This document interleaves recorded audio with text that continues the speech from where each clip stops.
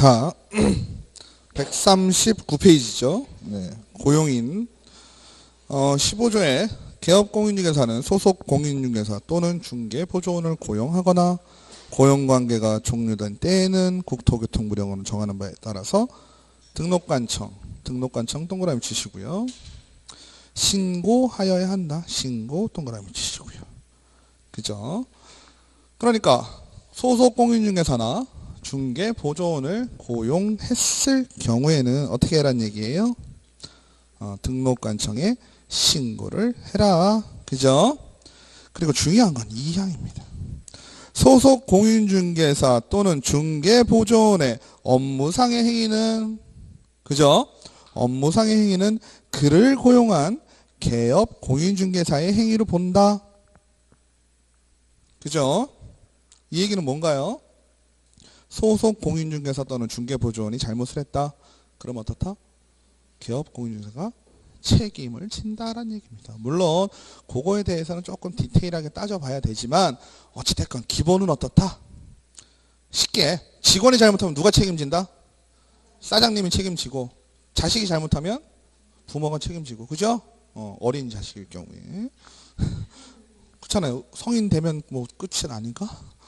그죠? 성인 되면 본인이 스스로 책임을 져야 되지만 어릴 적에는, 그죠? 그래서 소속 공인중개사와 중개보조원을 우리가 뭐라고 부르냐면 고용인이라고 부릅니다. 우리가 헷갈리지 말아야 되는 건 법인일 경우에 임원 또는 사원, 그죠? 그 사원의 사원은 박사원, 이사원이 아니라 그랬죠? 그거만 기억하시면 되겠습니다. 그 다음에 소속 공인중개사는 뭐 할 수 있다? 개업 공인중개사와 모든 일을 똑같이 할 수가 있다. 그죠? 근데 중개보조원은 아까 말씀드렸던 것처럼 뭐만 할 수 있다?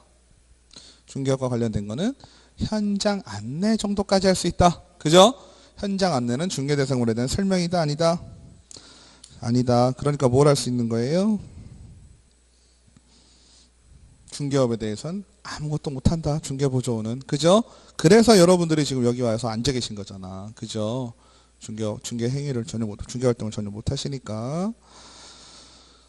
그 다음에 고용인의 고용관계 종료 신고는 어떻게 해야 된다? 등록관청에 신고를 해라라고 했습니다. 그죠? 신고를 할 때는 무슨 얘기예요? 언제? 업무를 개시하기 전까지겠죠? 그죠? 업무를 개시하기 전까지. 이건 날짜가 있어요, 없어요? 없죠? 자, 정리하면 소속 공인중개사나 중개보조원을 내가 고용한 거죠. 고용을 할 때는 이 사람한테 일을 시키기 전에 뭘 해야 돼? 중개보조원 같은 경우는 직무교육을 받아야 되고, 소속 공인중개사 같은 경우는 실무교육을 받아야 돼요. 그죠? 기간은 언제?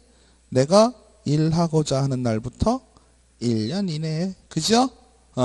그러니까 내가 고용 신고를 하는 거는 내가 언제부터 이 사람 일 시킬 건데요. 그때부터 며칠 이내에 해요. 이게 아니죠. 그죠? 일을 시키려면 무조건 신고가 되어 있어야 된다는 얘기예요. 아시겠죠? 그러니까 일 시키기 전, 즉 업무가 개시되기 전까지 신고는 이미 끝냈어야 되고, 얼마나 좋아. 숫자를 생각할 일이 없지요. 근데 중요한 건 뭐예요? 끝났을 때. 그죠? 이 사람이 갑자기 오늘 그만뒀는데 그러면 그만두기 전에 내가 신고를 미리 해놔야 되나? 그게 아니죠. 그죠? 살다 보면 갑자기 그만두는 경우도 있고, 물론 언제까지 나올게요 하는 경우는 있을 수 있겠죠. 그래도 어떻게 될지 모르니까 고용관계가 종료가 됐을 때는 어떻게 해라? 종료된 날부터 언제까지? 10일 이내까지. 하시겠죠? 근데 현실적으로는 어떨까요? 이 규정에 걸리겠어요? 안 걸리겠어요? 응? 종료 신고는 별로 걸릴 일이 없겠죠? 왜? 업무가 종료됐다는 개념이 별로 없잖아요. 그죠? 바보같이 내가 오늘 만약에 오늘 며칠이야? 1월 25일이죠? 근데 이 사람이 1월 10일부터 안 나왔어. 안 나온 지 한 2주 됐어. 그죠? 그러면 나는 마음이 착하니까 1월 10일부터 안 나온 걸로 오늘 신고해서 업무정지 맞을 거예요? 아니죠. 1월 16일부터 안 나왔는데요. 이렇게 신고할 거 아니야. 그죠? 근데 저거는 걸릴 수도 있겠죠. 고용인 신고는 걸릴 수가 있어. 내가 신고를 했다라고 생각하고 어떻게 하는 거야? 계약서에, 그죠? 소속공인중개사는 도장을 찍게 돼 있다 그랬죠? 그럼 소속공인중개사 계약서를 1월 10일 날 썼는데 내가 고용신고를 1월 15일 날 했다. 이러면은 문제가 될 수 있는 소지가 있지. 하지만 그거를 잡으려고 쫓아다닌다, 안 쫓아다닌다? 쫓아다니진 않아요. 그죠? 그러니까 고용신고는 바로바로 하시는 게 좋고, 그죠? 종료신고는 어떻게 해요? 잘 맞춰서 조금 넘어갔다 해더라도 어떻게 해라? 그거를 이렇게 쉬프트 해가지고, 그죠? 하면 되겠죠? 안 하면 어떻다? 종료신고를 안 한다? 업무정지. 그죠? 그 다음에 또 우리가 그나마 반가운 게 뭐예요? 등록관청에서 협회에다가 통보해 주는 건 어때요? 항상 다음 달 10일까지. 그죠? 1월 1일부터 1월 31일 것까지 모아서 어때요? 2월 10일까지 협회에다가 얘기를 해줘요. 그죠? 누가? 등록관청이. 여러 가지가 있죠? 등록 내용이라든지 변경 신고라든지 이런 거 되면 어떻다 그랬어요? 다음 달 10일까지 협회에서 통보한다. 그러니까 최소한 어때요? 어떠한 개업 공인중개사의 상황이 변했을 때는 40일이 지나면 어때요? 그죠? 40일 정도가 지나면 협회에서는 다 알고 있다가 되겠죠? 1월 1일 날 한 건 언제 신고하니까? 2월 10일 날 통보해 주니까. 그죠? 맥시멈 길어봐야 40일. 빠르면 열흘. 그죠? 말일 날 했으면 다음 달 10일이니까. 그렇게 이해하시면 되겠습니다. 넘기실게요. 자, 요게 중요하겠죠? 고용상의 책임, 사장님의 책임입니다. 그죠? 사장님이 고용인, 즉 중개보조원과 소속 공인중개사를 고용을 했을 때 어떤 책임을 지느냐 몇 가지로 나눠볼게요. 개업공인중개사는 고용인의 업무상 행위에 대해서 어떠한 책임을 지냐면 행정에 대한 책임, 민사에 대한 책임, 그죠? 형사에 대한 책임, 세 가지 책임이 있을 수가 있겠어요. 그죠? 맞아요? 맞나요? 왜 그럴까요? 자, 개업공인중개사가, 그죠? 개업공인중개사가, 개공이 업무를 수행을 하는데, 그죠? 업무를 수행하는데 본인이 직접 못해서 소속 공인중개사를 시켰어요. 그죠? 가능해요? 가능하죠. 아니면 소속 공인중개사가 자기가 알아서, 그죠? 여기 뭐 ABC 공인중개사 사무소라고 했을 때, 그죠? 여기에 소속되어 있는 소속 공인중개사가 업무를 수행함에 있어서 중개사고가 발생했다라고 쳐볼게요. 그죠? 중개사고가 발생했다. 즉 잘못이 발생을 했다. 그죠? 잘못이 발생이 되면 세 가지 문제점이 생깁니다. 그죠? 그죠? 우리가 뺏기지 말아야 될 게 뭐라고 그랬어요? 자격증, 등록증이에요. 그죠? 자격증과 등록증입니다. 자격증과 등록증은 등록관청, 그죠? 시, 도지사 이렇게 따진다 그랬죠. 그러니까 얘네들을 들고 있는 거는 어떤 책임이 되겠어요? 행정상의 책임이 되겠죠? 맞아요? 그죠? 그러니까 행정상의 책임은 등록에 관한 사항, 그죠? 자격에 관한 사항 이런 게 두 가지가 있을 수가 있을 거예요. 맞나요? 그 다음에 민사적인 부분은 뭐가 있을까요? 손해가 발생을 하겠죠? 중개사고가 나면. 그죠? 잘 알아보지 않고 이중계약을 해버렸어요. 아니면 실제 집주인이 아닌데 계약을 해버렸어요. 그런 경우 비일비재예요. 비일비재한 건 아니고 가끔 있어요. 어떠냐면 집을 내가 전세로 구해요. 그죠? 전세 5천만 원에 구했는데 전세 살고 있는 사람이 집주인 행세를 하는 거예요. 있어요. 그런 경우. 근데 등기부등본 이런 건 다 떼볼 거 아니에요? 다 떼봤는데 저 우리 이모인데요. 이렇게 되는 거야. 미국에 있어요. 그죠? 그럼 최소한 어떻게 해야 돼요? 공인중개사 확인해야 되겠죠. 원래. 근데 그래요? 또 잘 아는 사람이야. 예를 들어서. 그래서 전세 살고 있는 사람이 집주인 행세를 해가지고 이 집을 팔아. 도장 파가지고 막. 그러면 이 사람은 나름 준비는 많이 했겠죠. 사문서 위조 이런 거 많이 했을 거 아니야. 그죠? 해가지고 판다. 중개사 책임으로 봅니다. 근데 물론 좀 디테일하게 들어가면 중개사가 확인할 수 없는 부분들이 있잖아요. 그런 부분에 대해서는 면책을 할 수도 있겠지만 어찌됐건 공인중개사가 선량한 관리자로서의 주의 의무라는 게 있어요. 선관주의라는 게 있어요. 그거를 하지 않았을 경우, 그러니까 일반적으로 확인을 해야 되는데 못하는 상황이, 안 한 상황 있죠. 못한 게 아니라 안 한 거. 그런 건 책임을 좀 두거든요. 그럼 손해가 뭐 2억이 발생했다, 1억이 발생했다 할 수 있겠죠. 그럼 민사상의 책임은 뭐예요? 대부분 금전적 책임이 되겠죠. 그죠? 그리고 또 하나, 등록 취소, 등록 뭐 자격 정지 뭐 여러 가지 사유에 같이 딸려오는 애들이 뭐예요? 1년에 1천만 원, 3년에 3천만 원. 그렇죠? 맞죠? 그러면 우리가 중개법을 배우는 중요한 이유가 요 세 가지 책임을 안 지려고 배우는다 그랬잖아요. 그죠? 그러니까 세 가지 측면에서 좀 바라보자는 얘기예요. 기본적으로 고용인의 책임은 누구 책임으로 본다? 했죠? 응? 누구의 책임으로 본다? 사장님 책임으로 본다. 그럼 사장님이 책임질 수 있는 부분은 뭐가 되겠어요? 응? 행정사기행 책임 받을 수 있겠죠? 형사사기행 책임도 받을 수 있을 겁니다. 민사사기행 책임은 약간 달라요. 민사사기행 책임은 구상권을 청구할 수도 있다예요. 구상권을 누구에게? 고용인에게. 그죠? 왜? 고용인이 정말 잘못한 거니까. 그잖아요. 그것까지 다 뒤집어 쓸 수는 없잖아요. 하지만 나머지 행정적인 거나 형사상도요. 나중에 나오겠지만 요 부분만 책임을 져요. 그죠? 내가 우리 직원의 일로, 그죠? 직원의 일로 징역을 산다? 이건 말이 안 돼요. 그죠? 아무리 내가 책임을 져도. 그래서 그에 준하는 벌금에 대한 책임은 좀 있습니다. 소속공인중개사가 1년에 1천만 원을 맞았다 치자고요. 그죠? 소속공인중개사가 징역형을 받았다. 하지만 개업공인중개사 사장님은 그거에 준하는 벌금만 받는다. 그렇게 이해하시면 되고, 민사적인 건 같이 책임이다. 이건 같이 책임이라 공인중개사, 개업공인중개사가 구상권을 청구할 수도 있다. 행정적인 건 같이 받거나, 근데 얘도 책임이 있는 거예요. 사장님도 책임이 있다. 차근차근 보실게요. 개업공인중개사의 고용상의 책임, 개업공인중개사는 고용인의 업무상 행위에 대해서 행정상, 민사상, 형사상의 책임을 진다.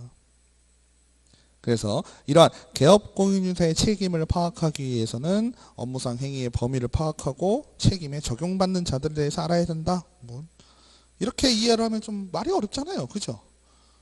하나씩 보실게요. 행정상의 책임, 중개보조원은 행정상의 책임을 질 게 있어요? 없어요? 없지요. 행정상의 책임은 뭐다? 자격증, 등록증 얘기잖아요. 중개보조원은 있어요? 없어요? 없지요. 그죠? 그래서 행정상의 책임이 없다. 소속공인중개사는요? 책임질 게 뭐가 있어요? 자격증이 있죠? 그러니까 자격증을 정지당하거나 자격증을 취소당하거나 둘 중에 하나겠죠? 그 다음에 개업공인중개사는 소속공인중개사 또는 중개보조원의 업무상의 행위를 개업공인중개사의 행위로 보니까 당연히 처분을 받겠죠. 그죠? 맞죠?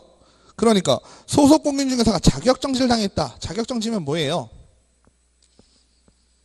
자격이 정지되니까 중개업을 할 수 있는 거예요? 없는 거예요? 자격정지 기간에 중개업에 할 수가 없는 거죠. 누가? 소속공인중개사가. 개업공인중개사는 자격정지가 없어요. 등록 정지를 하겠죠. 왜? 개업공인중개사는 중개업을 못하게 하는 게 정지의 의미잖아요. 잠시 동안 못하게 하는 게. 그러니까 등록 정지가 되는 거지. 업무 정지가 되는 거지. 아시겠죠? 그래서 소속공인중개사는 자격정지 사유가 발생했을 때, 소속공인중개사에게 자격정지가 발생을 했을 때 그를 고용한 개업공인중개사는 어떻게 되겠어? 등록에 대해서 걸리겠죠. 그죠? 그래서 등록 취소나 업무 정지를 받는다. 아시겠죠? 그러니까 행정상의 책임에는 중개보조원은 어떻게 되는 거예요? 쉽게 얘기하면 책임을 지지 않는다. 책임을 지지 않는다는 얘기는 더 정확히 뭐예요? 책임질 수 있는 행정상의 뭔가를 갖고 있지 않다. 아시겠죠? 그래서 소속공인중개사 자격정지 처분 사유는 이렇게 쭉 나오는데 이건 나중에 정리해드린다 했어요. 내용을 한번 볼게요. 소속공인중개사가 혹시 되실 수도 있잖아요. 차리기 전에. 그럼 자격정지 안 당하려면 어떻게 해야 돼? 이중소속 금지예요. 예? A, B, C에 들어가 있고 D, E, F에 들어가 있으면 안 돼요.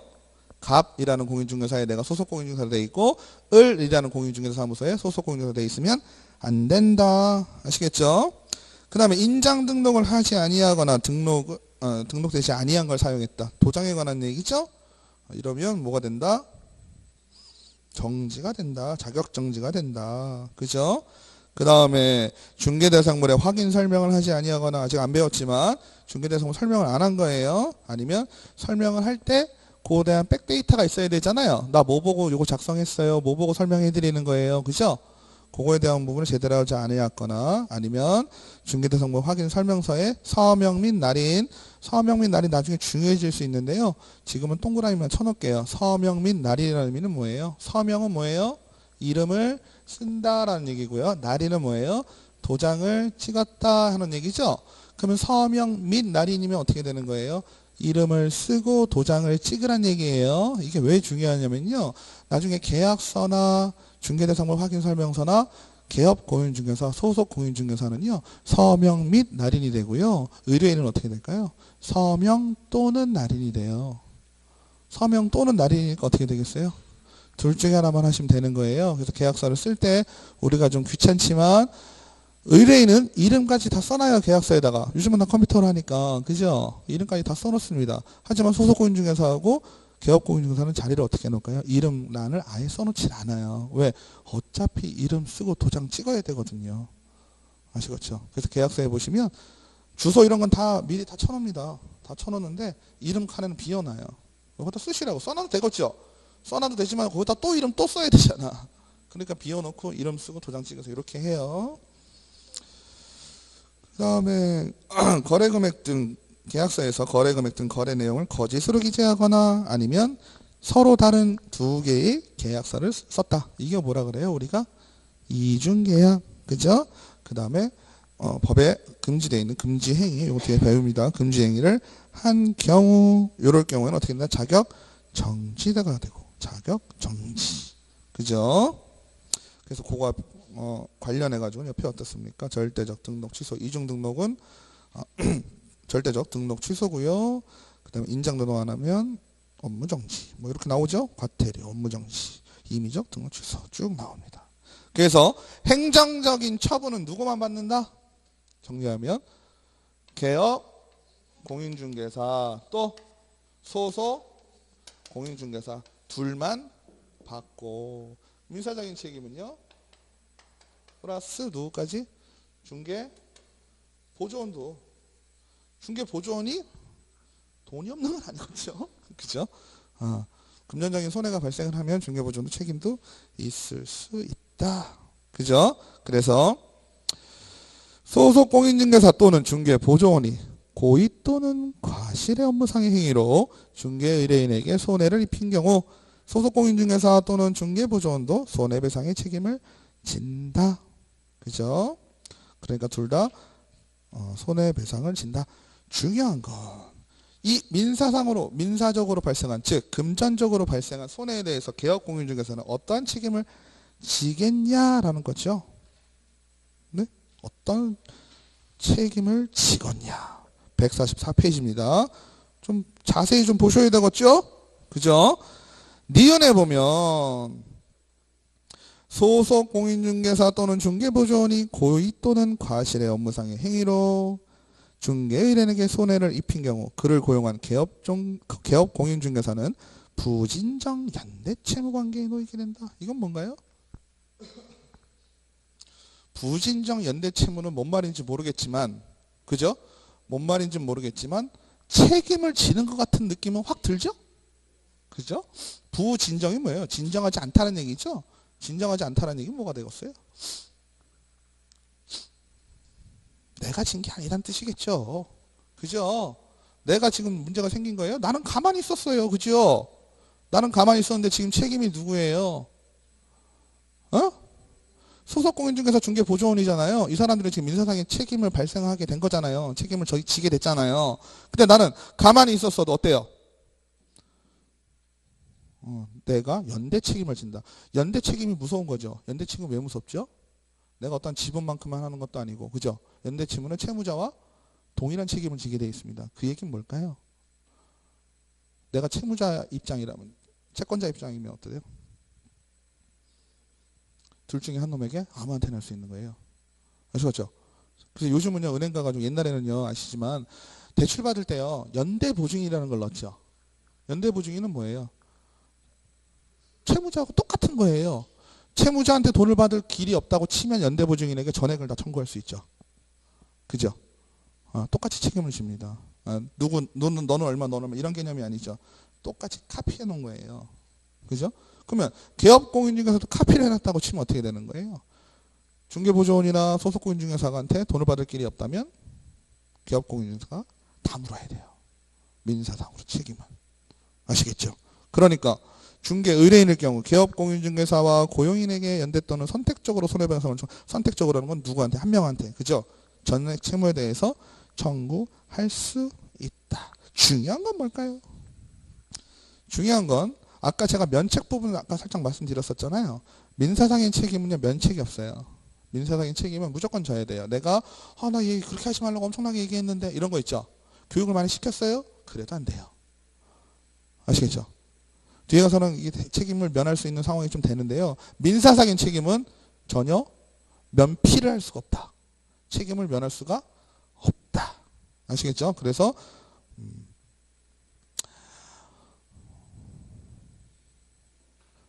고용인의 관리 감독을 철저히 한 것을 입증한 경우에도 손해배상 책임을 진다. 그러니까 개업공인중개사 과실이 있단 얘기예요, 없단 얘기예요. 나 교육 철저히 해서 너네 그죠? 너네 이런 짓 하지 마. 맨날 얘기했다고 치자고요. 난 할 만큼 했죠. 할 만큼 했어도 과실이 없어도 즉 무과실이라 하더라도 책임을 진다. 그래서 무과실 책임이다. 예, 동그라미 하시면 될 것입니다. 그죠? 그래서 무과실이라는 경우에도 고용인도 손해배상을 지지 않고 개업중개사도 손해배상 책임을 지지 않는다는 것이다. 이건 무슨 얘기일까요?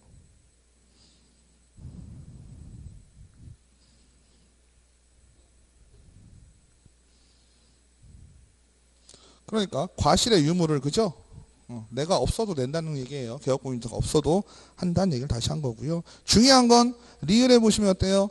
손해를 배상한 개업공인중개사를 손해를 배상했다는 뭐예요? 내가 책임이 없어도 그죠?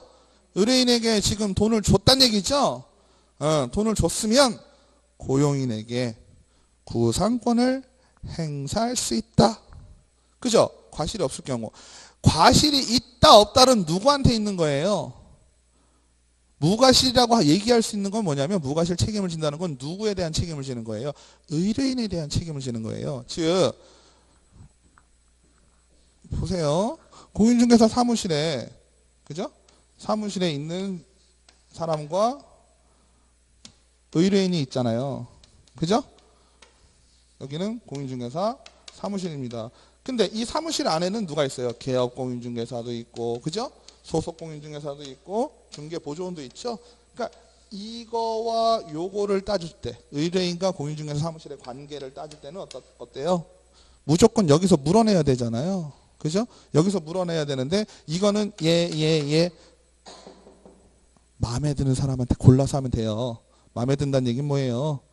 내가 돈을 받을 것 같은 사람한테 달라 그러면 되는 거예요. 제일 만만한 게 누구겠어요? 그래도 사장님이 만만하겠지. 상식적으로. 그죠? 그럼 사장님한테 달라 그러는 거예요. 무조건. 그럼 사장님은 내가 살다 보니 이런 일 이렇게 되는 거죠. 그죠? 근데 사장님 믿는 건 뭐예요? 1억이에요. 1억. 그죠? 사장님은 1억 믿고 돌려줍니다. 의뢰인한테. 그죠? 그러면 의뢰인과 개업 공인중개사 사무실 간의 관계는 이미 쪽 났죠. 이제는 누가 남았어? 이 내에서 남은 거죠. 내부적으로. 내부적으로 볼 때는 개업공인중개사와 중개보조원이 있을 경우 개업공인중개사는 자기가 과실이 없단 말이에요. 그죠?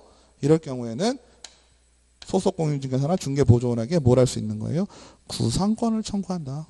그죠? 이제 구상권은 아시죠? 참 좋은 제도 같아. 미리 물어주고, 그죠? 받는 거죠. 더 복잡해지는 상황은 어떻게 되겠어요? 개업공인중개사도 실제로 돈을 줬어요, 안 줬어요? 안 줬지. 누가 줬어요? 공제에서 줬잖아요.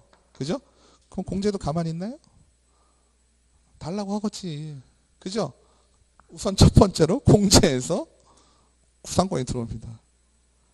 구상권이 들어옵니다. 그리고 더 재밌는 건요. 실제로 이런 중매사고가 발생을 하면요. 공제에서도 의뢰인하고 뭐 하냐면 소송해요. 의뢰인이 1억 손해를 입었다고 얘기를 할 거 아니에요. 그러면 공제에서는 뭐라고 얘기하냐면 여기 책임도 물론 있겠죠. 있지만 너도 주의 의무를 못했다. 이런 식으로 자꾸 꼬투리를 잡아. 공제는 누가 만든 거라? 개업 공인중개사들이 모여서 만든 거잖아요. 협동조합하고 비슷한 거라고 그랬잖아요. 협회니까. 그죠? 그러니까 공제도 얘편이에요. 원래는 여기가 협회도 같은 편이라고 보시면 돼. 한 무대기예요. 근데 서울보증 보증보험회사는 어때요? 약간 사이드에 있어요. 얘는 그냥 이런 업무상의 관계예요. 그래서 의뢰인에게 민사상의 책임, 민사상의 손해가 발생을 하잖아요. 손해가 발생을 하면 의뢰인이 그냥 여기다가 청구하든지 여기다 청구를 할 거 아니에요. 그러면 협회에 청구하든지 3명에게 청구하든지 할 거 아니에요. 그럴 경우에 협회는 소송을 붙어요. 여기는 그래 내줄게 하고 다시 여기로 구상권 들어오겠죠. 그죠? 근데 얘는 잘 안 따진다는, 협회에서 광고하는 건 뭐냐면 서울보증은 의뢰인하고 싸우질 않는다는 얘기예요. 얘네는 일도 많고 굳이 그럴 필요가 없다는 얘기지. 내주고 구상권 청구하면 되니까. 아시겠죠? 그리고 비용이 여기가 더 싸요. 여기가 비싼데 협회는 비싼 이유가 이제 우리는 그런 일들을 한다 라고 얘기를 하는 거예요. 협회는 좀 친해지는 게 좋은데 한 90% 이상은 협회에 공제를 가입을 합니다. 나머지 10%가 서울보증에 가입을 하는데요. 협회에 가입을 안 하는 이유는 뭘까요? 협회에 있는 사람이랑 싸워서. 공인중개사가 협회하고 사이가 안 좋은 거야. 이럴 경우에는 나 협회에다 안 해! 이러면서 여기다 하는 경우가 많은데 여기다 하는 게 편해요. 편하고. 그 다음에 좀 규모가 큰 데들은 비용적인 측면이 좀 있을 수 있잖아요. 법인 같은 경우는 많이 막 있는 경우에는 몇십억씩 들어야 되고 뭐 10억, 20억, 10억까지도 힘들 거다. 2억에 111이니까 그죠? 그런 경우라든지 일단 뭐 비용 좀 줄이를 보려고 여기다가 가입하는 경우도 있기도 하지요. 어찌됐건 그래서 민사상의 책임은 기본적으로는 누가 진다? 개업공인중개사가 무과실 책임주의로 다 진다. 즉 사장님이 다 물어준다. 그리고 나서 어때요? 사장님이 구상권을 청구를 하겠다. 그죠? 그 다음에 중개일에는 개업공인중개사의 보증기관에 보증금을 청구할 수 있다. 그 얘기가 이제 협회 공제 얘기예요. 그래서 쭉 보시면 되고. 그 다음에 형사상의 책임. 형사상의 책임은 소속공인중개사는 중개보조원이 3년 이하의 징역 3천만 원 이하의 벌금에 처해지고 1년 이하의 징역 1천만 원 이하의 벌금에 처해진다라는 겁니다. 그래서 센 거는 뭐가 되겠어요? 거짓말로 등록하고 이런 것들 있죠. 무등록자인데. 그죠? 무등록 이런 거는 3년에 3천만 원 센 거예요. 그러면 소속공인중개사 중개보조원 또는 개업공인중개사인 법인의 사원 또는 임원이 중개 업무에 관하여 위반 행위를 했을 때는 그 행위자를 벌한다. 근데 행위자니까 누가 되겠어요?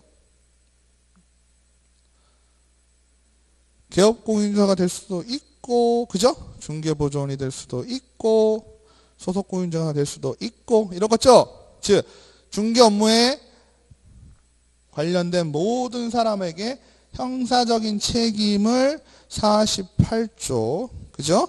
49조를 통해서 책임을 지게 한다. 근데 중요한 건 어디예요? 중요한 건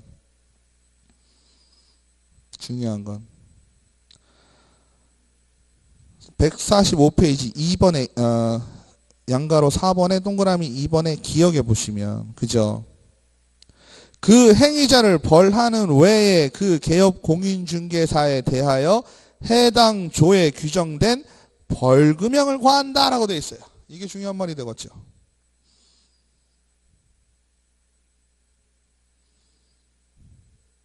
그러니까 지금 행위자가 누구야? 예를 들어서 소속 공인중개사가 48조 위반을 했다?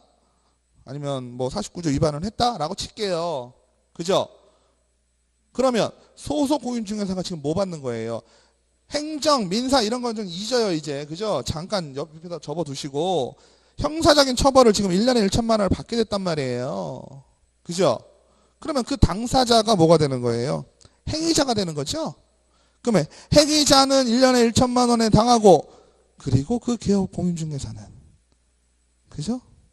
그리고 또 그 개업 공인중개사는 어때요? 1년에 1천만 원, 1년은 징역을 얘기하는 거고 1천만 원은 뭘 얘기하는 거예요? 벌금을 얘기하는 거죠.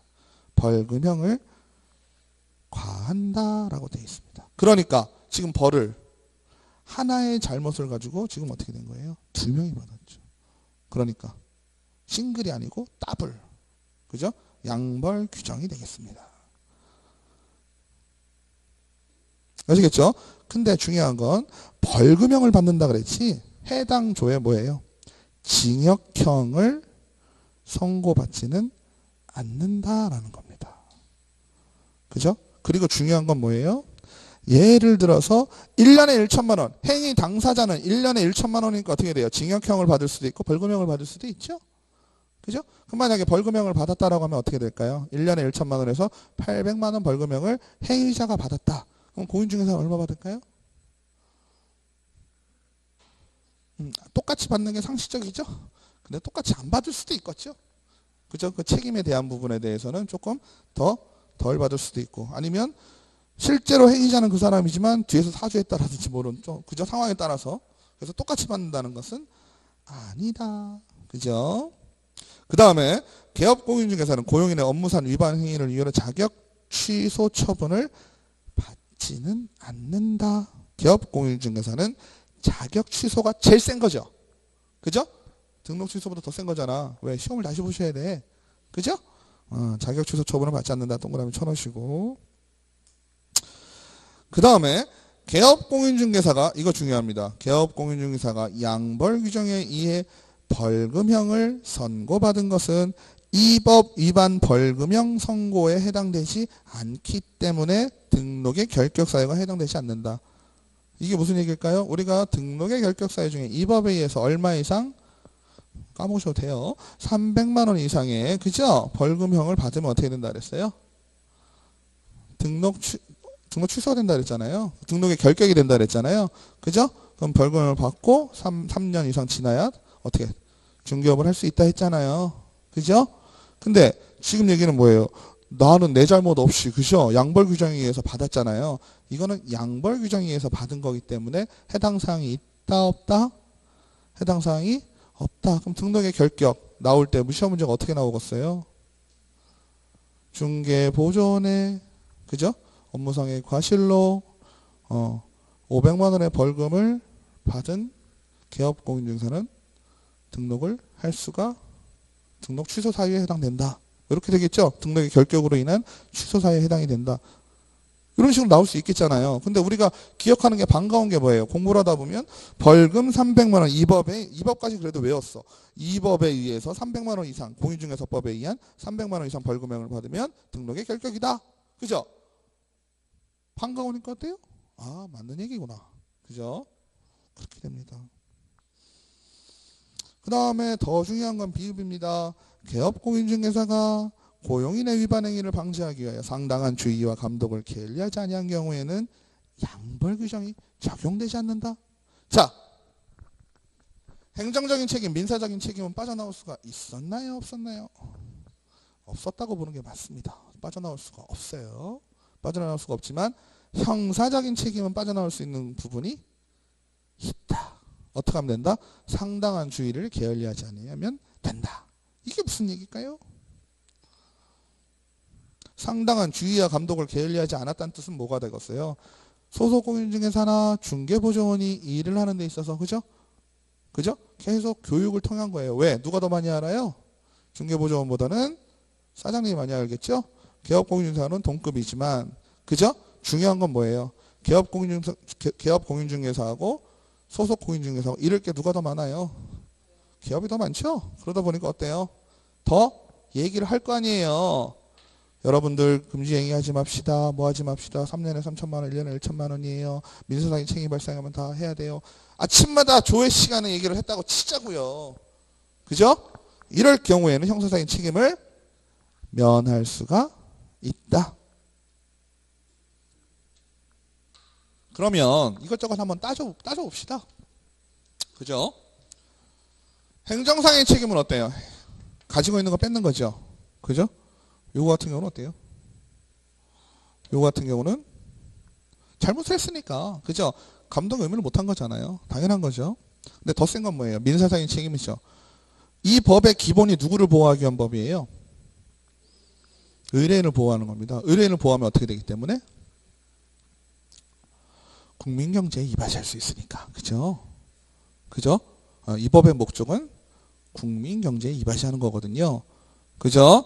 그리고 항상 이 법은 공인중개사와 의뢰인 관계에서 보면 누구를 더 신경을 쓴다? 의뢰인을 훨씬 많이 신경을 씁니다. 그죠? 그래서 공인중개사의 책임을 더 많이 지우고 있고요. 그죠? 그러다 보니까 행정적인 거나 형사적인 거는 의뢰인이 존재해요, 안 해요? 이건 없죠. 그죠? 행정관청하고 관계가 있는 문제잖아요. 의뢰인에게 관계되어 있는 건 민사적인 책임이잖아요. 민사적인 책임은 무조건 좀 누구예요? 너네 셋 혹은 넷까지, 협회까지, 그죠? 너네가 다 책임져야 해요. 즉, 의뢰인은 절대적으로 보호를 해주고 있다고요. 그죠? 근데 면피할 수 있는 부분은 요거였죠. 그죠? 얘네들은 지금 다 행정처분 다 받았잖아요. 동시에. 없는 놈은 어쩔 수가 없고, 어디 갔어? 중개보조원은 어쩔 수가 없고, 뺏을 게 없는 거고. 그죠? 근데 형사적인 책임은 다 받아요. 등까지 다 받아요. 등까지 다 받는데, 게다가 플러스해서 사장님까지 양벌 규정으로 지금 걸리는 거 아니에요. 그죠? 근데 여기에서는 어때요? 중개업에 영위하는 자와 사장님하고의 관계가 나타나죠? 여기는 의뢰인과 사무실의 관계였잖아요. 근데 요 내에서는 어때요? 이러한 책임이 발생했을 경우는 사장님하고 직원의 관계잖아요. 그 공인중개사 사무실의 관계잖아요. 그 관계에 있어서는 사장님이 그래도 최대한 노력을 했으면 봐주겠다예요. 아시겠죠?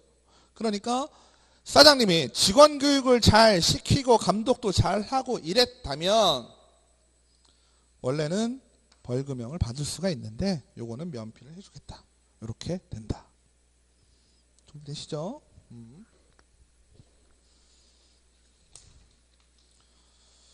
그래서 네. 읽어보시면 되겠죠. 여기 시험자가 이렇게 나온다니까요. 147페이지 한번 보실까요? 공인중개법 영상 중개보조원에 관한 설명으로 틀린 것은 쭉쭉쭉 나오는데 2번만 볼게요. 틀린 거. 중개보조원은 고용관계가 종료된 날부터 어떻게 하라 그랬어요? 그죠? 날짜가 좀 지나도 잘 싸바싸바해서 며칠 이내로 해라. 10일 이내로 해라 그랬죠?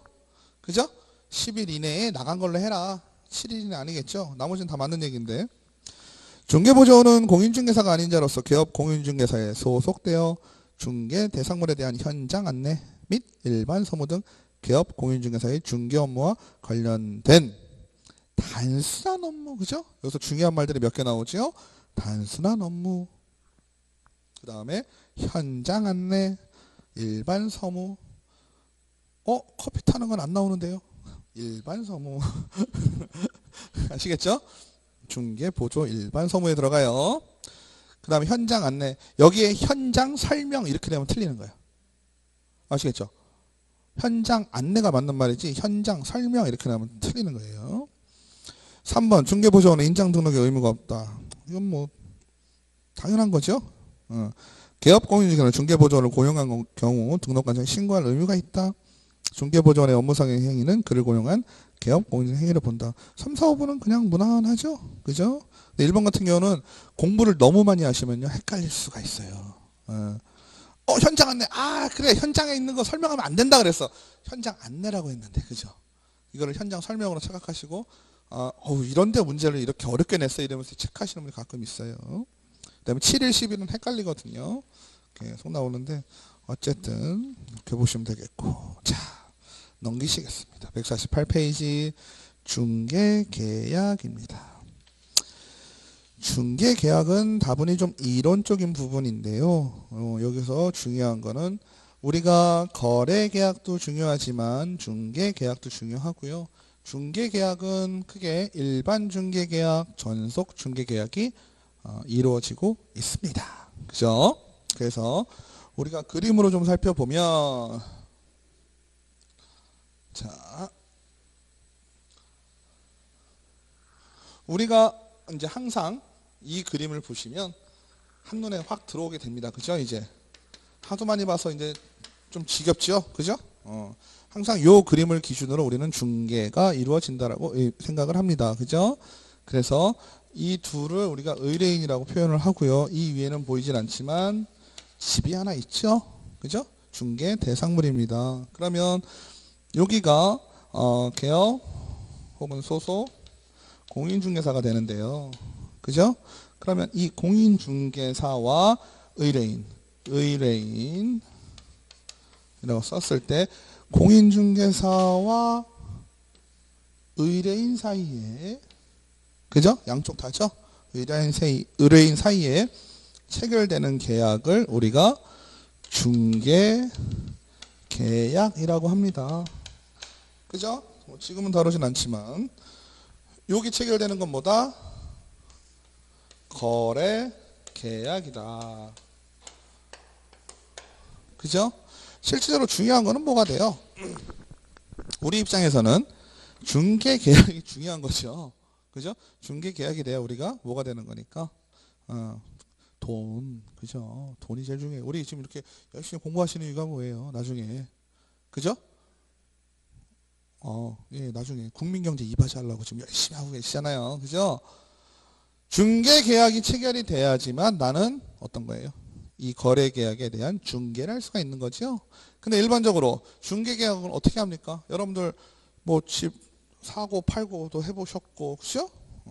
이렇게 또 갖고 계시고 그러니까 별로 어렵지 않게 하실 텐데 대부분은 중개 계약이 어떻게 이루어집니까? 그렇죠. 구두로 이루어집니다. 구두로 이루어진다는 얘기는 뭐예요? 계약은 너 뭐 할래? 응 이러면 끝이죠. 그죠? 중개 계약은 대부분 어떻습니까? 다 이것 좀 팔아주세요. 어떤 거 구하는데 찾아주세요. 공인중개사는 네 이러면 끝이에요. 그죠? 팔아주세요. 그러면 그거 어떻게 돼요? 물건에 대한 정보만 주지 따로 계약서를 작성했다? 작성해 보신 적 있으세요? 중개 계약을 위해서? 없지요. 그죠? 없어요. 대한민국의 99%는 중개계약 일반 중개계약으로 말로만 하고 끝나요. 그죠? 왜? C하고 A가 당사자가 되는 거는 그닥 중요하게 생각을 해요? 안 해요? 안 하지요. 왜? 말하자면 수수료 줄게 말게 그 계약 뿐이니까. 실제로 중요한 건 의뢰인도 뭘 중요하게 생각을 해요? 이 계약을 중요하게 생각을 하죠. 왜? 실제로 내 집을 팔아야 하니까. 맞죠? 근데 공인중개사의 위상이 높아지려면 어떻게 돼야 될까요? 이 중개계약이 중요하게 됩니다. 원래는 우리가 뭐 시험에 뭐 큰 문제는 아니지만 이게 중요하게 돼야 돼요. 이거에서 어때요? 왜? A와 B가 거래를 하는 거래계약에서는 나는 뭐 하는 사람이에요? 주변인이 되죠. 알선만 하는 주변인이 되니까 서로 목소리를 낼 수 있어요? 없어요? 목소리를 못 내지. 제3자는 빠져 이 얘기가 되잖아요. 무슨 말씀인지 아시죠? 근데 우리가 갑 혹은 을이 될 수 있는 부분은 어디예요? A와 C의 관계, B와 C의 관계. 즉 중개계약에서는 우리가 목소리를 원래 낼 수가 있다는 얘기지. 아시겠죠? 그래서 중개계약을 보시면 중개계약은 중개의뢰인과 개업공인중개사가 체결하는 계약이다. 그죠? 그 다음에 이런 중개계약은 민법 시간에 배우셨죠? 14가지 전형계약이 있잖아요. 거기에 속하지 않는 비전형계약이며 중개계약은 뭐뭐 할래? 응 알았어. 이걸로 성립되는 무슨 계약이다? 승낙에 의해서 체결이 되는 계약이다. 뭐라 그래요? 그죠? 당사자들이 할래? 응 청약과 승낙의 의사 합치 방향성은 어때요? 서로 마주 봐야 돼요. 그죠? 서로 간에 얼굴 보면서 할래? 응 하면 성립이 되는 낙상계약이다. 분류식 계약은 뭐예요? 불이니까 아니죠? 요는 뭐예요? 필요할 때 요자죠? 식은 뭐예요? 형식이죠? 형식이 필요해요? 안 필요해요? 안 필요해요. 구두로도 된다. 근데 중요한 건 뒤에 나가면요. 전속중개계약이라는 게 있어요. 이거랑 많이 헷갈리실 수 있는 게 뭐냐면 전속중개계약을 체결했을 때는요. 반드시 계약서를 작성하라고 법으로 돼 있거든요. 그래서 전속중개는 전속중개계약은 계약서를 작성하라고 하는데 그러면 그거는 요식계약 아닙니까? 이렇게 생각하실 수도 있죠. 근데 그거는 기본적인 중개계약을 얘기를 할 때는 형식이 필요 없지만 필요에 따라서 특별한 케이스를 지정해 놓은 거죠. 그렇다고 해서 그거를 가지고 요식계약이라고 할 수는 없다. 그 다음에 유상계약이다. 유상계약은 뭐예요?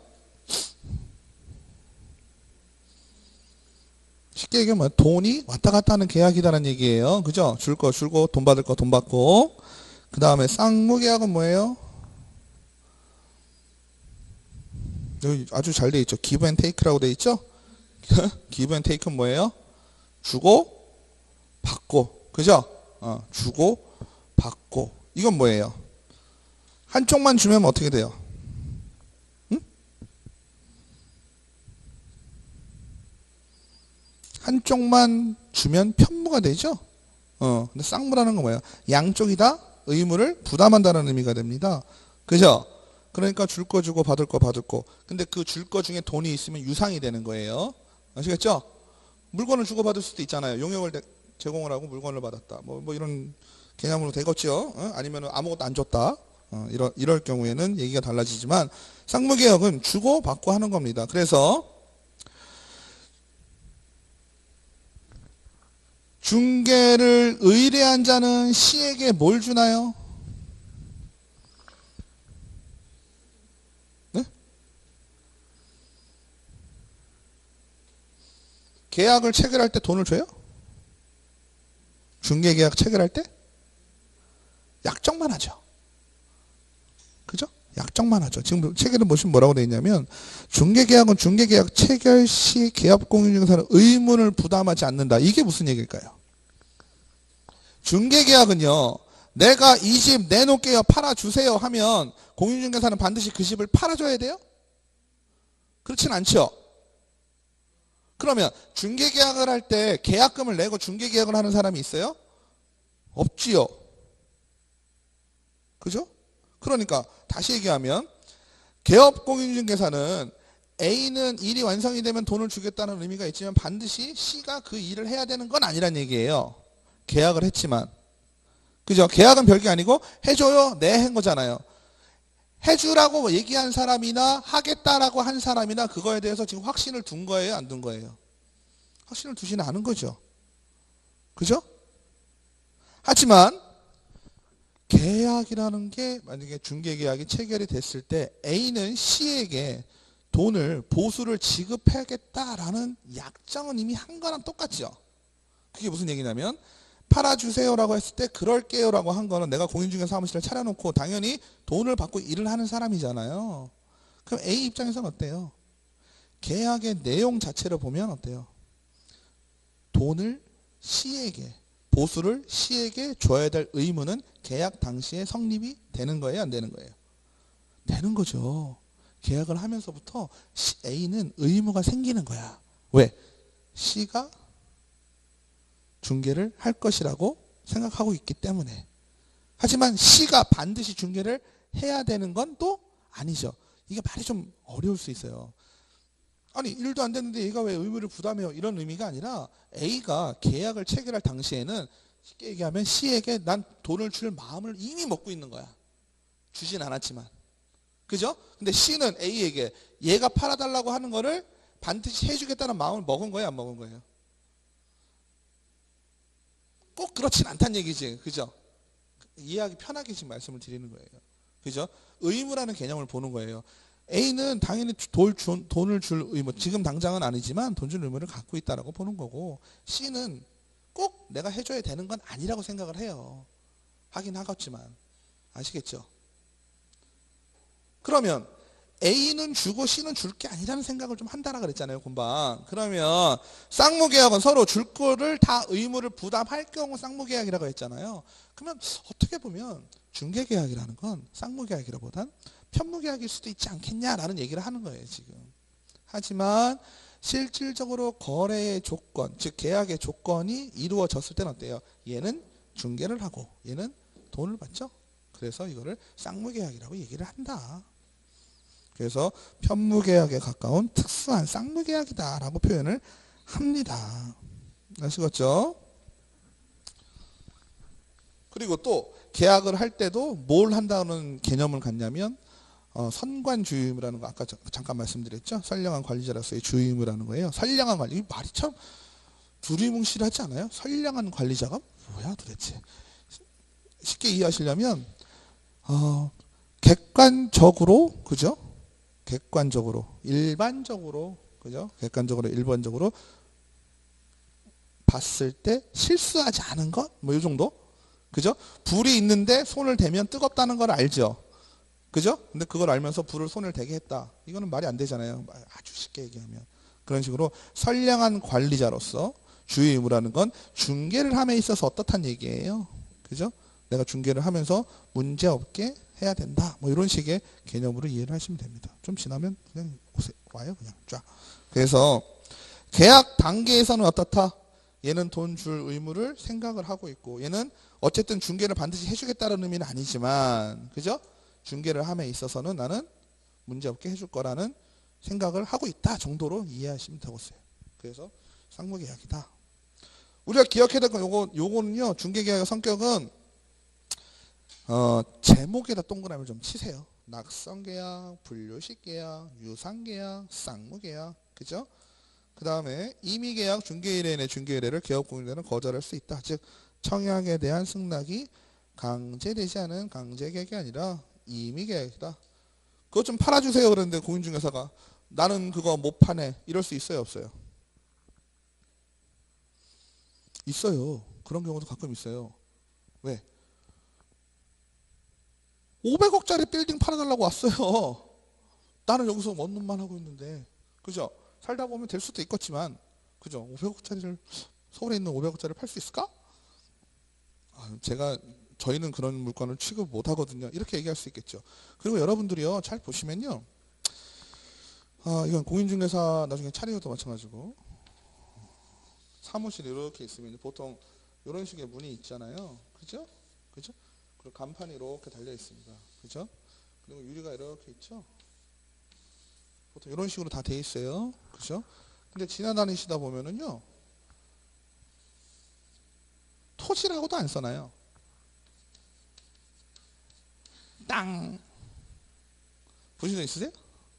그죠? 시골 가면 많아요. 땅이라고 써 있는 데는요. 그래도 토지를 취급하는 공인중개사입니다. 주력으로 나는 토지를 많이 한다라는 걸 광고하는 데예요. 그러니까 여러분들이 토지나 투자할 때를 찾으실 때는요. 땅 이런 거 써놓은 데 있죠. 잘 모르는 동네 가서 예를 들어서 홍성이 좋다고 하니까 홍성에 갔는데 땅 이렇게 해서 동그라미 쳐놓은 데는 그래도 가면 물건이 좀 있어요. 여러분들도 해보시면 아시겠지만 그 동네에 있는 모든 물건을 여러분들이 갖고 있을 수가 없어요.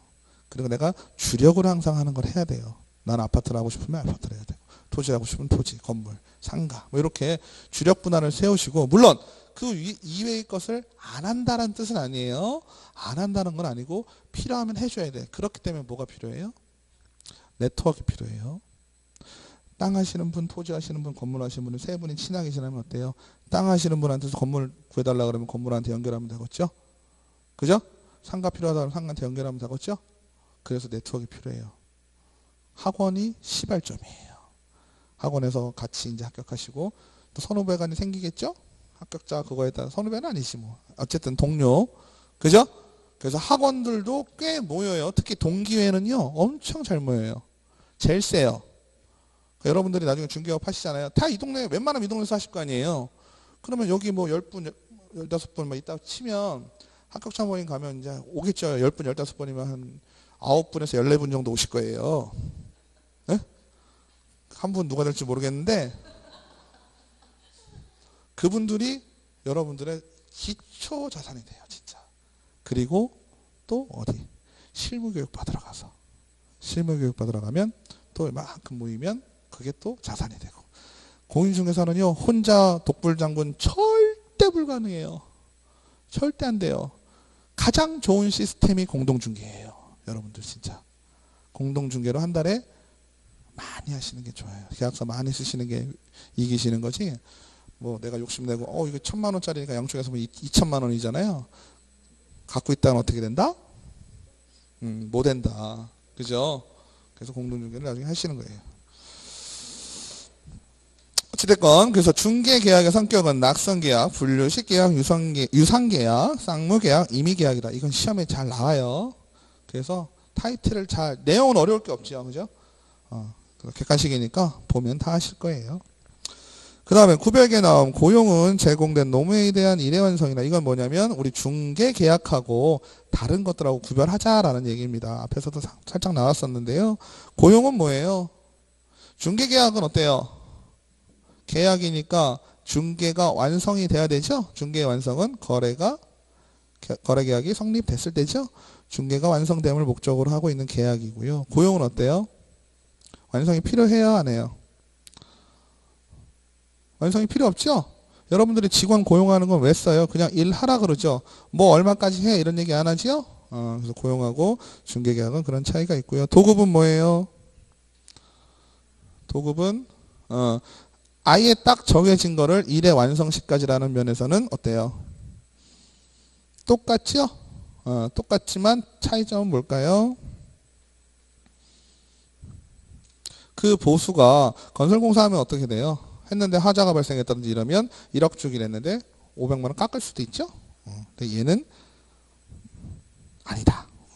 그죠? 그래서 도급과 중개계약과는 차이점이 일의 완성이라는 측면, 즉 거래계약이 완성되거나 아니면 건설공사 같은 경우는 집이 완성되거나, 그죠? 완성의 측면에서는 똑같지만 완성이 됐을 때 어때요? 보수를 감액할 수 있는 점이 다르다. 현상 광고는 뭘까요? 뭐뭐 하겠습니다. 뭐에 얼마 이렇게 광고하는 거잖아요. 그죠? 그래서 광고한 행위의 완성을 목적으로 하는 것에 대해서는 어때요? 중개계약하고 비슷하죠? 그죠? 뭐에 얼마 이러잖아요. 그죠? 금액도 똑같고 일의 완성도 똑같지만 뭐가 다른다? 대상이 좀 차이가 있다. 어떤 차이가 있을까요? 현상 광고는. 그건 아무한테나 막 얘기를 하는 거죠. 현상 광고는. 그죠? 근데 중개계약은 어때요? 당사자하고 바로 계약을 해서 차이가 있다. 그 다음에 위임은 신임 관계를 기초로 한다는 점에서 좀 차이가 있고 또 무상이 원칙이에요. 그죠? 근데 우리는 무슨 계약? 유상계약이라고 했죠? 그래서 차이가 좀 있다. 다만 선관주의 의무는 중개와 위임이 공통된다. 이것도 선관주의가 나오죠? 위임도 어때요? 객관적으로 문제없게 해라는 얘기예요. 아시겠죠? 위임을 받았어요. 내가 위임을 받았는데 일반적인 상황이 아니라 어이없게 한다든지 이러면 안 되겠죠? 그 다음에 유형까지만 할게요. 일반 중개계약은 어떻다? 우리가 아는 일반 중개계약이에요. 그죠? 대부분 뭘로 이루어진다? 구두계약으로 이루어진다. 그죠? 게다가 일반 중개계약은 공인중개사 C 말고 C 뿔따구, 그죠? C2 뿔따구한테도 다 A가 어때요? 계약을 맺을 수가 있죠? 그래서 우리가 알고 있는 일반 중개계약이 되고요. 우리가 중개계약이 성립이 되고 중개가 완성이 되면 보수청구권이 생긴다 했어요. 근데 C 뿔따구, C2 뿔따구, C 3명이서 경합을 하면 어떻게 돼요? 보수를 내가 일을 따내면 할 수는 있지만, 그죠? 청구권, 보수 청구권 자체가 경쟁자들이 있으니까 불안한 면이 좀 있죠? 그죠? 그래서 불안정하다, 보장되지 않는다. 그죠? 그러면 개업공인중개사와 의뢰인의 관계에서 의뢰인 입장에서 여러 명한테 하는 게 좋아요? 한 명한테 하는 게 좋아요? 여러 명한테 하는 게 확률이 더 높겠죠. 그죠? 하지만 C 프라임, C2 프라임 같은 경우는 어때요? 일반 중개계약에 대해서 계약의 진정성이라는 측면에서 본다면 어때요? 여러분이 A하고 거래계약한 거 아까 얘기했듯이 이걸 무조건적으로 열심히 해야 되겠다는 생각이 드나요? 아, 그런 상황이 발생하면 하겠다 이런 것도 있고, 내가 좋아하는 분야라면, 그죠? 내가 잘할 수 있는 분야라면, 아까 내가 토지를 하신다 했잖아. 토지 분야면 열심히 하겠지만 상가면 어떻게 되겠어요? 그냥 밀어놓고 되면 되고 안 되면 안 되고 이런 식의 마음이 좀 들 수가 있잖아요. 그죠? 근데 예를 들어서 A가 C1, C2 프라임이 다 없다. 나한테만 했어. 나한테만. 그럼 어떻게 돼요? 상당한 책임감을 느끼겠죠? 상당한 책임감을 느끼면서 해야 할 일도 조금 생긴다. 그죠? 그래서 우리가 이런 얘기가 언제까지 먹힐지 모르겠지만 우리 저 어렸을 때 이렇게 보면 그죠? 포스터 같은 거 붙어 있으면 나이트 뭐 이런 거 있잖아요. 거기에 전속 출연 이런 거 있었어요. 전속 출연 맞죠? 저도 그게 뭔 말인지는 어렸을 때 몰랐는데 전속 출연이라는 게 있어요. 그죠? 그럼 전속 출연이라는 건 무슨 얘기일까요? 그죠? 다른 데 출연을 안 하고 여기에만 되어 있다? 뭐 이런 개념으로 이해하실 수 있죠. 하지만 여러분들이 정확하게 개념을 잡으시면요. 전속 출연을 안 한다. 그러면 그 가수죠. 가수가 나이트에 전속 출연을 한다는 얘기는 딴 데 가서 노래를 부르면 안 된다라는 의미는 아니죠. 그 나이트에서는 전속 출연을 한다는 얘기예요. 나이트. 다른 나이트 안 간다는 얘기고. 그죠? 내가 뭐 소극장이나 아니면 이렇게 공원 같은 데 가서 노래를 부를 수도 있는 거예요. 만들어가는 거예요. 또 어거지로 지금. 그죠? 왜냐하면 그거랑 비슷한 아이가 뭐가 있냐면 독점 중계 계약이라는 것도 있어요. 그러면 전속 출연이라는 거는 나이트 업계에서는 어때요? 아무 데도 안 나가는 거죠. 그죠? 근데 내가 개인적으로 노래를 못 부를 수 있는 건 아니라는 거지. 무상이라든지 뭐 이런 식으로. 근데 독점은요. 아예 거기밖에 못 나간다. 이렇게 생각하시면 돼요.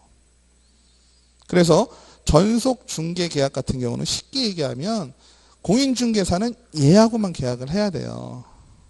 아시겠죠? 독점도 물론 얘하고 해야 되겠죠. 그죠? C나 C'이나 C2'이라면 페널티가 있겠지요? 다 물어줘야 돼요. 뭘 물어줘야 되겠어? 중개 보수를 물어줘야 된다는 얘기예요. 근데 A 입장에서는 어때요? 뭐 물어주더라도 그게 더 유리하면 하겠지만, 그죠?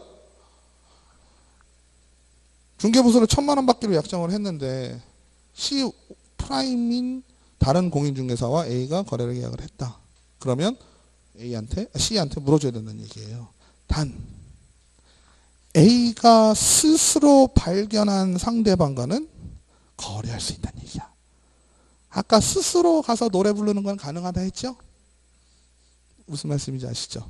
그러니까 공인중개사는 무조건 C를 통해서만 집을 팔아야 되는데 가끔 살다 보니 몰랐는데 옆집 순이 엄마가 내 땅에 관심이 많아. 땅을 내놨는데. 그죠? C한테는 당신에게 전속중개 계약으로 이 땅을 내놓겠습니다 라고 얘기를 했어요. 그래서 다른 공인중개사는 내놓지 않았고, 그런데 집에서 옆집 순이 엄마랑 얘기를 하다 보니까 나 얼마 전에 공인중개사 여기다가 토지를 내놨어. 그 순이 엄마가 관심을 가져요. 그 순이 엄마랑 둘이 계약을 했네. 그럼 C예요? 아니죠. 새로운 B죠. B가 나타난 거잖아요. 그죠? 누가? A가 스스로 발견한 B하고 거래계약을 체결할 수 있다라는 얘기입니다. 아시겠죠? 그러면 독점하고는 차이가 뭘까요? 앞엔 똑같아요. 앞엔 똑같은데 뭐가 달라요? 뭐가 다를까요? 스스로 발견한 B하고도 계약을 할 수가 없다라기보다는 하면 물어준다는 얘기예요. 못하는 건 아니죠. 그죠? 근데 어쨌든 여기도 엄연한 뭐예요? 계약이니까 계약의 조건은 있겠지요. 수수료를 준다든지, 그지? 이런 식으로 되는 거죠. 아시겠죠? 그래서 우리가 기본적으로 개념은 어떻다? 전속중개계약은 스스로 발견한 B와 거래계약을 체결할 수가 있다. 그죠? 독점중개계약은 B하고 체결할 수는 없다라고 머릿속에 잡아가시고, 그럴 경우에는 또 했을 경우는 달라지니까. 그러면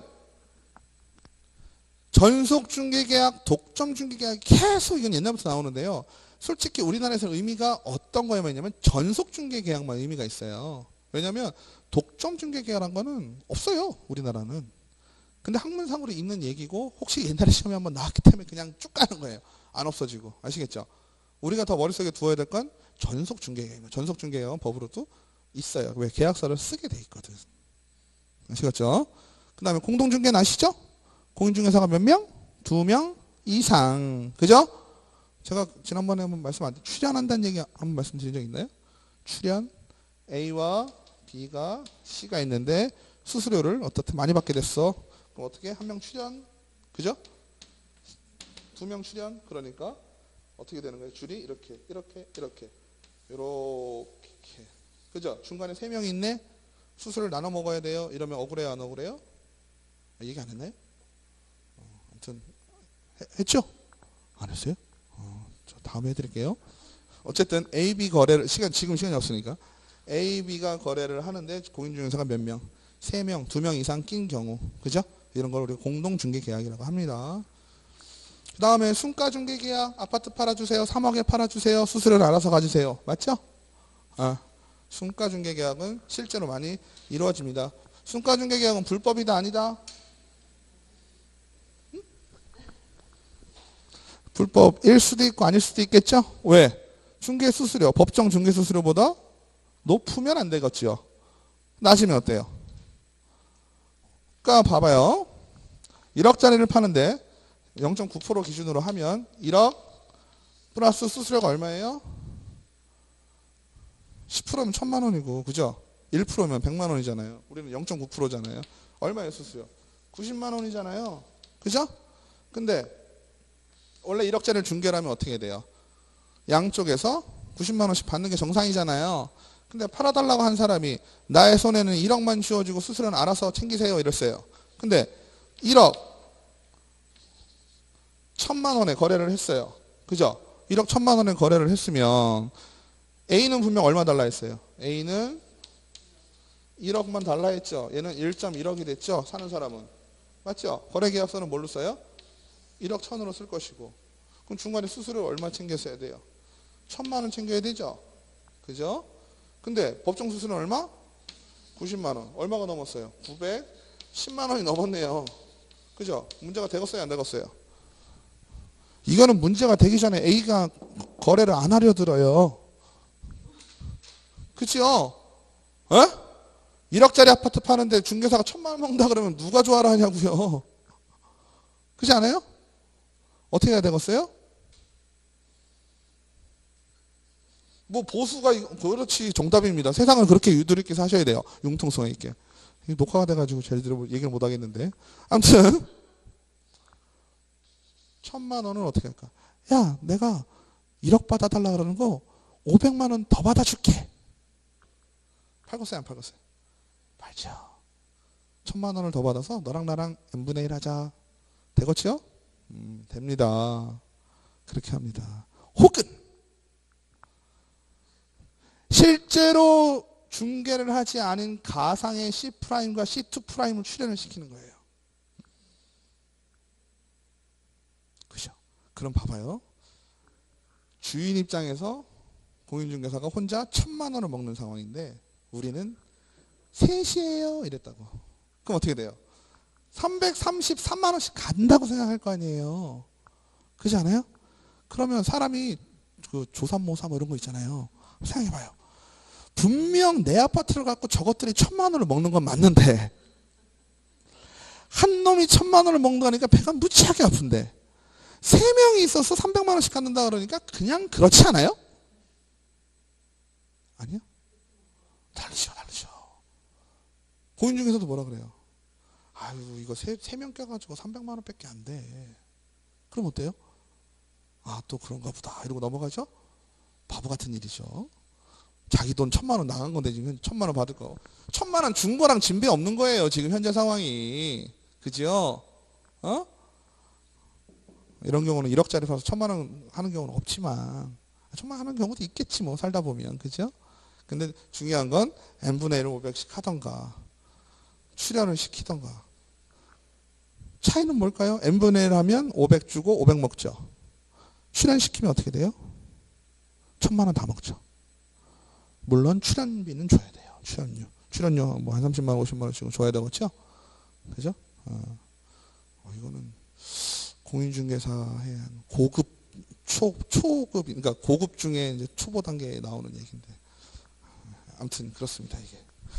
그래서 순가중개 계약은요 계약의 성질 자체는 문제가 없지만 보수의 문제가 있어요. 예를 들어서 이거를 1억 1,000에 판 것이 아니라 1억 50만 원에 팔았어요.